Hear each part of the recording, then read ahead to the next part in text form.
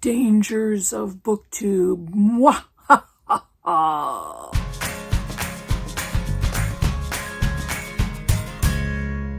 Hey Booktube, it's Kim at Middle of the Bookmarch, and welcome to yet another chatty video. So, how dangerous could Booktube be? It's about sitting on my butt reading as many books as I can. I am not a risk-taking person, never have been. This can't be a dangerous hobby. I'm not rock climbing, I'm not jumping out of a plane, I'm not, swimming with sharks. I'm doing none of that stuff, so, well, Booktube is not dangerous, is it? So, just FYI, there's a lot of tongue-in-cheek stuff here, and, dangerous, this is me infusing some humor into some things that will make sense to you once I start talking about them and stop yammering in this beginning of my video. So I started to think about some things that not necessarily that have bothered me, but have struck me as things I need to think about after having become a booktuber or creating content. And then I saw some other booktubers saying things that were quite similar, so I thought, hey, why not talk about this? So I'm going to talk to you about the dangers of Booktube. What is the first one I wrote down? Where the hell is all my money going? Why am I broke all the time? Not broke all the time. Why am I broke some of the times?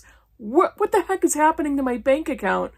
So when I first started Booktube, I've always been a reader, and I've always been cheap.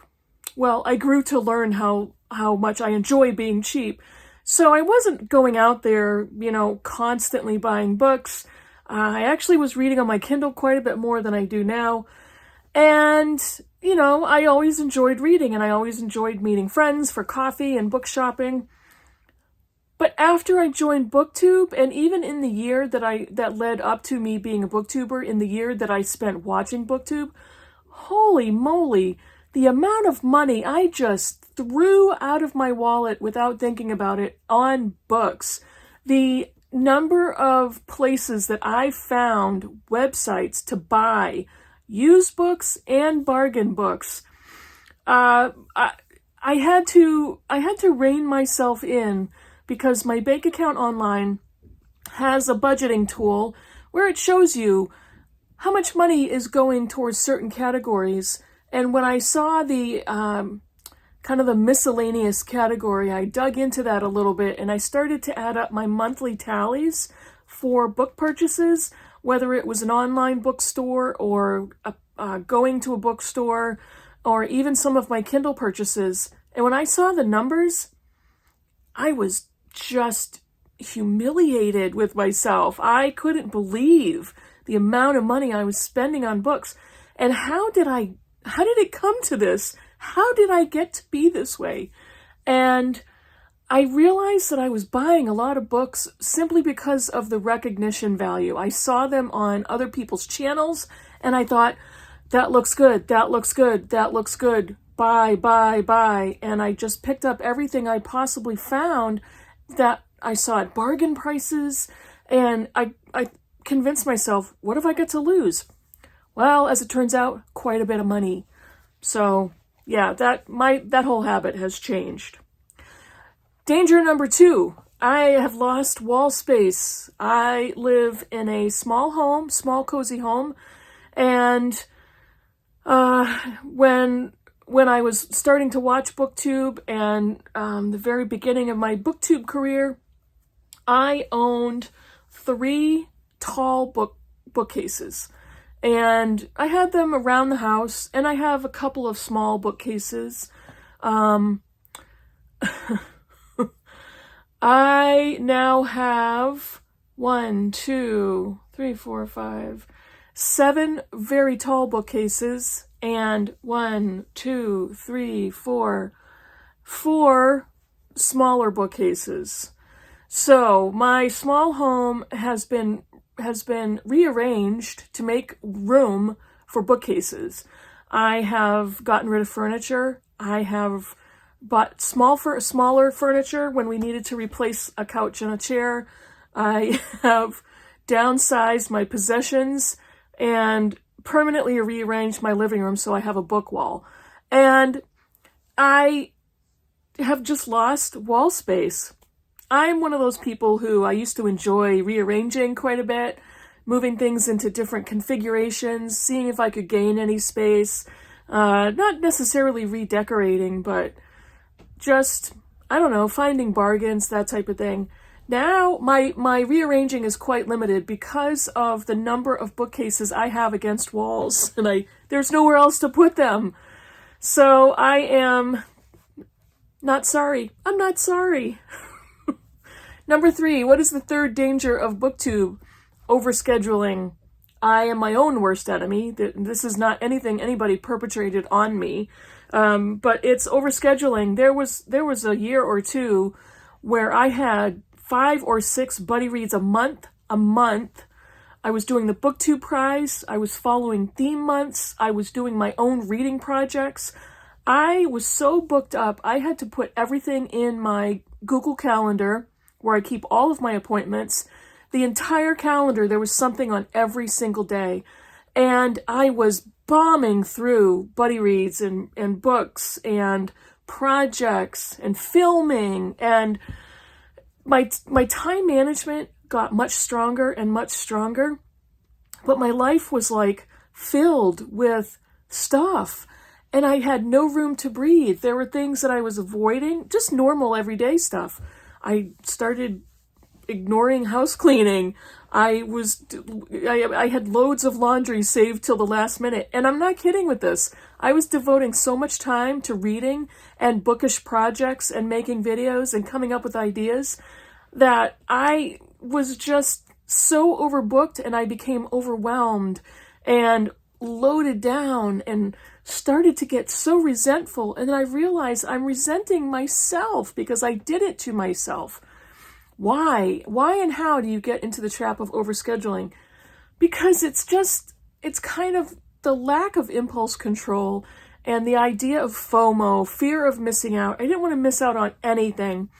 And it was fun here and there, but the pace was so frenzied, and I had convinced myself that I was managing my schedule well, but I could feel my stress level just going up and up. Not only because of the amount of events that I had to do that were bookish related, but the things I was ignoring around my life. And so after a while, I started to feel a very strong sense of burnout. And I knew I had to change this. I was taking on too much. I just could not keep up this pace. I had to remind myself, none of this is necessary. This is not life or death. I can't keep up this pace, nor should I have to. And I didn't have to. But I felt like if I told somebody I was going to do something, I need to do it. I'm the kind of person where if I tell you I'm going to do something, I keep that commitment. And sometimes I've just cut off my own foot because I commit to too many things. And then I feel it necessary to follow through with everything, and I get burned out. So over the few years I've been on BookTube, I have slowed down quite a bit. Even this year I've ended a lot of projects, and I just feel much more free and able to relax. So it's definitely a self-imposed pressure. Number 4 danger of BookTube, quantity competition. There's so many booktubers that are unlike me. I have a full-time job. I am married. I have a teenage daughter at home. She wasn't a teenager when I started BookTube. I had outside commitments. Life is full, so I had a lot going on. But then I was watching booktubers who can read hundreds of books a year. And I'm like, why can't I read? I could read a lot more books than I already read. But I'll try to beef that up. I'll try to read more. I'll read faster. I'll look for techniques that I can use to read more books. Listen to audiobooks. I read ebooks at work. So I had books all over the place. At the highest number of books I ever had currently reading was 9. And to this day, I don't have a clue how I did it. I am not good with that many books currently reading. And so eventually, at the end of every year, when I watched booktubers who were reporting how many books they read, and my numbers didn't even come close to that, I had to remind myself, I'm not child-free. I'm not spouse-free. I have things I have to do in life to maintain my home, my job, my time. I had obligations that single booktubers or booktubers that live alone simply don't have. And that's great. That's fine. But I cannot live up to the quantity that other booktubers are able to read. And it came as kind of a deflating thought to me, but after a while I realized there is no competition. There's no quantity competition. If anybody says that they feel that, it's a lie, because nobody is doing that to me. Nobody is competing with me or pushing me to read a certain number of books. I am doing it to myself. So yes. Number 5, what's the fifth danger of BookTube? Looking at your subscriber counts. Again, it's a matter of comparisons. When I look at my subscriber counts, and I see those almost every day, you just do when you're working on your BookTube channel and you're in YouTube, and you get the YouTube emails, the marketing emails, and you do notice your view count and your subscriber counts. Now, when I've noticed booktubers who have started after me and they have double the number of subscribers that I have, at first I was getting so pissed off. I'm like, what is wrong with me that I don't have that many subscribers? And how are they getting more than me? What's different about them? And why am I not living up to that? And why are they better than me? And if you can hear me ask those rhetorical questions, you can hear the tone that I was taking with myself. There's nothing wrong with me. There is nothing wrong with the number of subscribers I have. I am right now so grateful for people that do subscribe, because it takes something out of your time to watch my videos and to subscribe and to be invested. I'm so grateful for that. But the idea that I need to live up to a subscriber count, that there's something wrong with me if I'm not matching a booktuber that has come over after me, or is a completely different type of booktuber, has a different reading style, different tastes. There could be any number of reasons. My reading style is pretty eclectic and pretty all over the map, so I'm not in a niche of any type. Maybe that has something to do with it. And I have spent way too much time analyzing why my subscriber count has not grown as fast as some other booktubers. So, if you come on BookTube or YouTube in general and film videos with certain types of insecurities, quite honestly, being on YouTube could really exacerbate those insecurities and that anxiety. So it takes a lot of, sitting back and self-analyzing and self-talk to realize I am happy with myself as I am. I'm happy with my channel. I'm happy with the number of books I read, and there's nothing wrong with me. So yeah, it gets a little, sketchy here and there when you fall into those traps of comparing yourself. Number 6, personal comparisons. I think I talked about that a little bit. I know what I like, and I did spend a year or two in the very beginning reading books that at other points in my life I never would have picked up, and I was sorry because I didn't enjoy them. And when I do look at other booktubers who read they kind of have a niche. They read a certain type of book, and once in a while they'll vary their reading material, but not a lot. So am I comparing myself to them? Should I read different types of books? Am I an intellectual reader? Am I a pop culture reader? Am I a contemporary reader? Why does it matter?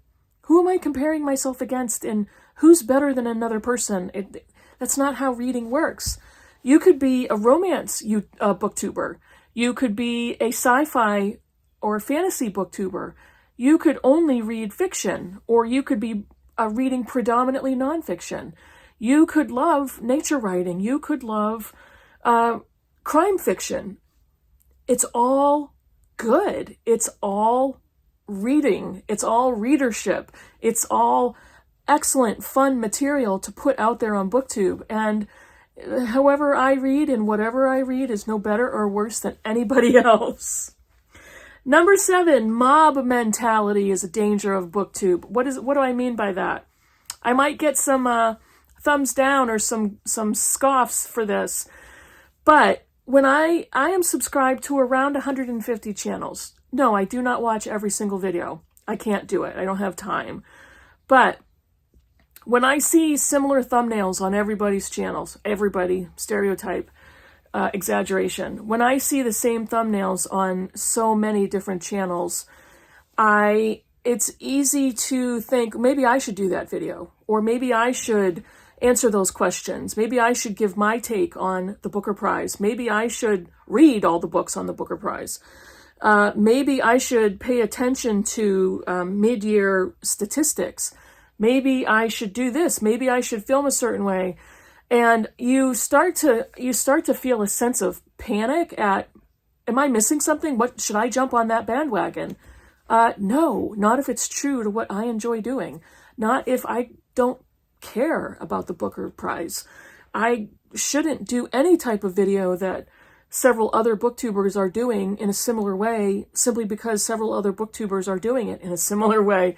It's not true to me. And it is very easy to fall in that mob mentality trap. And I have realized how much I don't enjoy doing it. I've realized how much I feel it's a waste of my time if I wouldn't choose to do a video like that out of the blue from my own desires and my own likes. So yeah. Once I realized I was kind of feeling that way or considering jumping on bandwagons, I thought, that's not me. Why would I do that? It's become much easier to be true to myself the older I get because I simply don't want to devote the time and energy to something I don't enjoy. So there is no assignments here on BookTube. And the 8th danger of BookTube. Guess what happens when you read a lot? Guess what happens when you hang out with readers? Guess what happens when you watch a bunch of other readers talking about excellent books and having a blast doing it? You will lose much of your ignorance. So if you're attached to your own damn ignorance, watch out, because reading a bunch of books is going to cure you. Well, not wholeheartedly or completely in every respect, but you will lose some of your crappy attitudes. You will gain discernment. You will lose your shitty attitudes towards people different than you. You will gain a world perspective on people that don't live near you, that don't look like you, that don't act like you. Your ignorance will go down the tubes. So you can either be scared of it, you can run from it, or you can embrace it and realize how much of a better person you're becoming by being a reader, by watching readers, and by enjoying BookTube content. So those are all of my some tongue-in-cheek answers to the dangers of BookTube. Some actually not quite so tongue-in-cheek and maybe a little more realistic ways BookTube can be dangerous. Let me know in the comments below what you think of any of the points of conversation, and I will see you in the next video. Bye, everybody.